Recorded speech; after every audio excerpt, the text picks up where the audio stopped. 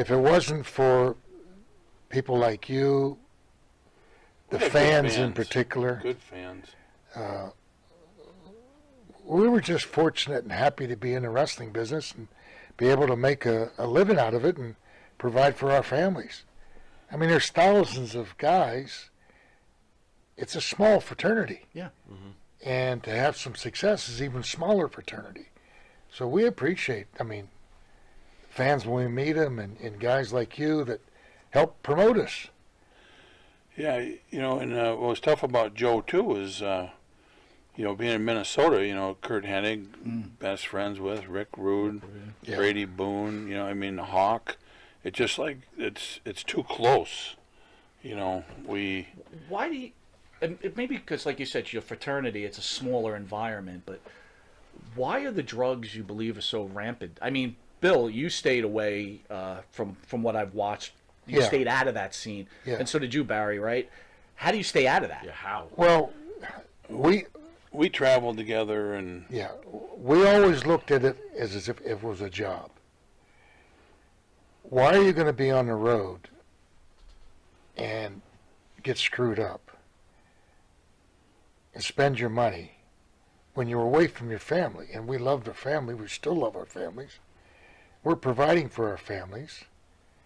And I don't want to spend money on drugs and booze and everything else when I can go home and sit down in our homes and say, hey, this is what I'm working for. My daughters, my wife, same for him, his wife, his son. It was a job. A lot of guys got into it, and there's a carnival circus aspect to it. Sure. And they think that it's going to last forever. It doesn't last forever in football. It doesn't last forever in basketball. Baseball's a little bit longer. Yeah, but you're human beings too, right? The temptation's got to be strong. I mean, the women, the drugs. What saved me was, I'm younger than what Bill was, and when I got into the WWF, I was one of the youngest guys in the territory. So all my friends, I hung around with. We drank beer, everything. But when I got together with Bill, it was like, he wasn't into that scene. And when you're up there and you're wrestling 300 days a year, 350. 350. I mean, it was brutal. There you go. But he was a great influence for me, and plus I needed to learn the business a lot more than what I did. So being with him and Mr. Fuji and different people, Tito Santana and all these guys. But you started, who's going to be a next, with Nikita Koloff and Ivan, right? That's pretty much where your career started. Well, it started way before that. Yeah, okay. Yeah, in fact, Nikolai Volkov was my first partner down in Mid-South. But I was in singles way before that, and then I was in Florida Championship Wrestling with Jim Neidhart. Yeah. So I could have very easily went down the wrong path. Okay. But, then when I married my wife, we had my son, there was no way I wanted to do drugs anymore. I wanted to, live. Did you catch any peer pressure as you were realizing that Bill's way was the right way? This is the way I'm going. Are you getting any peer pressure? Like, come on, party. Not one person ever said, hey, come on, do it. Okay. We didn't do it. Didn't do it. And I don't know whether it was respect or not even Andre. Have a Well, drink. How do you tell Andre? No, I'm not having. To be honest, Bill. Well, we would drink. Okay. But actually, we wouldn't get out of hand drinking either. No. Okay. It was a job. Right. We slept good. We stayed in good hotels all the time. Our product was us. Right. So you got to take care of your product. You don't have a good product, you can't sell it. You can't sell it, you can't make money. We slept good, always stayed in the Marriotts or top shelf hotels. We ate good, had good meals. We traveled good in the vehicles. We always had the Lincolns or Cadillacs. You got to be comfortable. And we worked out. Our product is us. Yeah. I can't go out and drink all night, not sleep, don't train, smoke, all this stuff. Right. Pretty soon it's going to wear you down, which it did, these guys. Right. With Road Warrior passing recently, Adam, would we have had a Demolition if not for the Road Warriors? Were you guys created to combat the Road Warriors? I'd like to hear it for sure. I always hear these stories that Vince put Demolition together as to offset the Road Warriors. We really don't know about that, but I think he probably in his mind. Okay. But we often say we didn't try to copy them. Not at all. I mean, There was Barbarian and Warden. There was painted Right. people before. You were nothing like them in my Painted. mind. You had all the Right. paint for years and years when I Right. first started years ago. So there's similarities. There's a lot of differences. Mm-hmm. We worked a lot different than they Yes, did. absolutely. Yeah. But I never even heard of that. Well, the this is whole the- time. This is the BS we get to hear with fans, when they always say Road Yeah. Warriors, Demolition was just a Road Warrior. We hear Well, this crap. that- To me, it's crap, That but whatever. appeared Yeah, after. yeah. What's funny is that the whole time wrestling, all the years I wrestled, I never even heard of that or even thought about it. Yeah. Mm-hmm. I talked Okay. to Mike and Joe all the time, and they never thought about it Well, either. who would say it to you guys? By the way!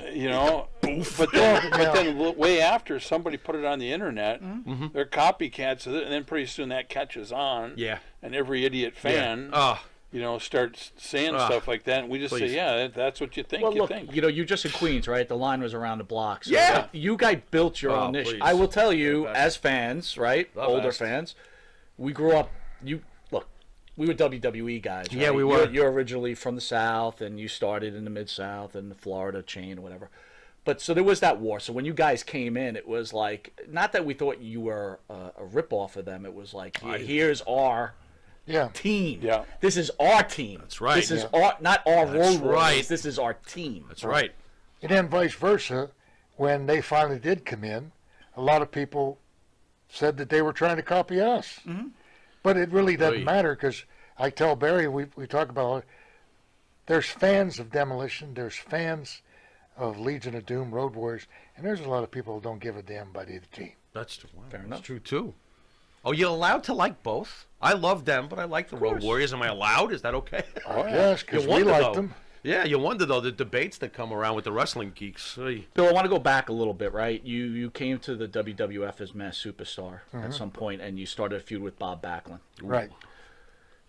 Backlund, as we know, lost the belt to the Iron Sheik, but from what we read, was that at any point you were supposed to be the transitional champion? It was in the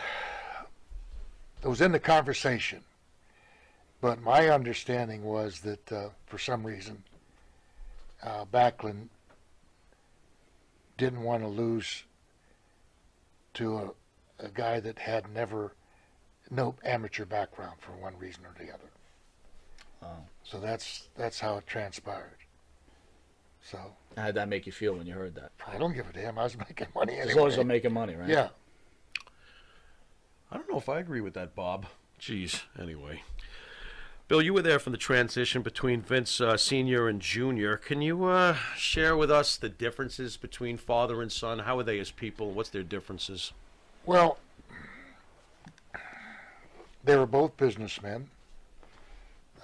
Junior's a little more forceful. Forceful. Okay. Senior had developed a lot of relationships with other promoters and had friendships with those promoters. And he was considered to be, by the wrestlers, a man of his word. You knew when you were coming in day one. You knew what you were going to make. You knew when you were leaving, day whatever it is, X. And generally you were going to come back in on day whatever.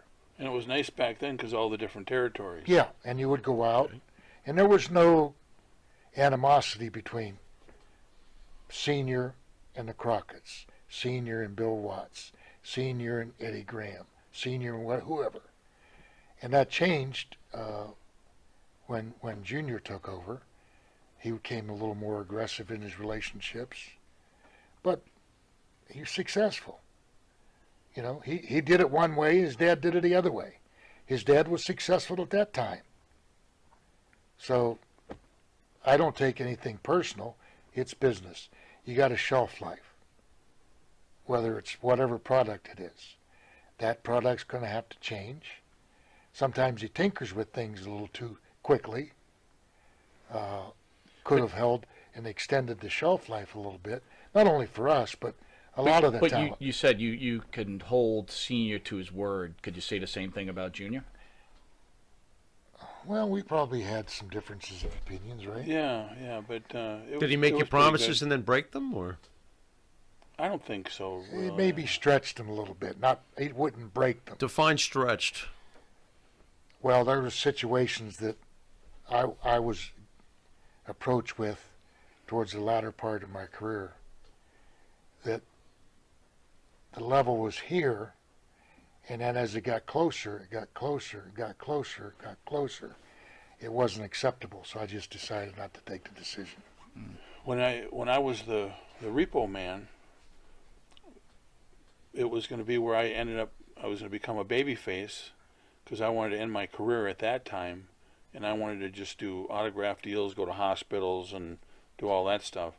So as I was, that's when I was doing that, he said, we're going to end up ending you up as a baby face. Well, it was time for me to turn baby face, and I went to him, I said, Vince, when are you going to turn baby face? He says, you're never going to be a baby face, it's not going to happen. That's when I put my notice in. So that was one of those situations where, but, it changes. Maybe he's looking at something different than that I was, or, business is business. Yeah. So I think when guys realize that it's not personal, yeah, it's a business. you're a product. How And you you- have to accept it. How easy is it for you guys when you have something super successful like a Demolition, and it was a really macho gimmick? You guys were beating a tar. You're real ass kickers, How difficult is it to have your gimmick changed? To have another gimmick? Where does the ego come in? Do you stop and go, I don't want to be that. I was just busy being Axe and Smash. I don't want to do this. Right? Yeah. How easy is it for you guys to adjust when your gimmick has changed, your character has changed? In my situation, I was ready to go home anyway. Right. Okay. We had a couple opportunities to go elsewhere, Mm-hmm. and we had approached them, suggested to giving us our notice, and given them our notice, and then it picked up again. Mm-hmm. And Was it easy to go from the Mass Superstar to Demolition? I think that would be. yeah, Okay. they had no reference point. Nobody Right. knew my face. Right. and But this how and that. about for you though? I- Changing to other characters after. I wrestled, and then I was Barry Darsow when I took the paint off. Right. So to me, it's a business, and you're making money, and if you got a chance to make money, you're darn right you're going to change your